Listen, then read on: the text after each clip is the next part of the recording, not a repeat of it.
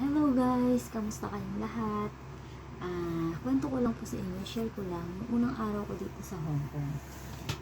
Pagpasok ko sa bahay nila madam, ayun, tinaligo agad nila ako. Tapos yung mga gamit ko, nilagay nila dun sa terrace para maarawan. And then, sabi nila sa akin, kailangan ko daw ilaba lahat ng damit ko, lahat ng dala ko.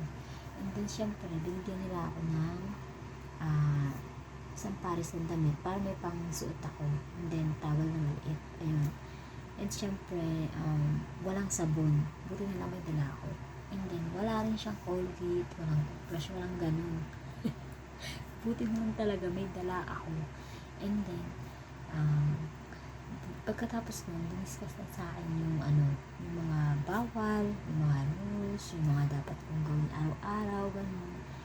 And then, may pahinga naman ako kapag, kumakain lang.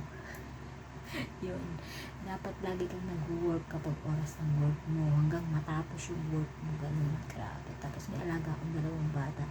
Sa ngayon, hindi pa malapit sa akin yung mga bata kasi 7 days pa lang ako. Pero medyo nahahawakan ko na sila pa. Unti-unti nga lang. Hindi pa ganun kalapit. Minsan nakakarga ko, minsan hindi. Minsan napapatahan ko, minsan hindi talaga, as in. Kaya ngayon, doon ako medyo nahihirapan kasi hindi ko alam kung paano sila patahan kapag nagsisisigaw na at ayaw ni amo na sumisigaw yung mga anak niya. Grabe. I-stress ako kapag sumisigaw na kasi hindi ko na alam talaga kung anong gagawin ko. Grabe. Meron naman ako sariling kwarto dito mga bi. Ito nga yun. Ayan. Ayan. Ito yung sarili kong kwarto. Hindi ko pa nakaayos yung mga bi. Okay. Thank you for watching. Bye-bye.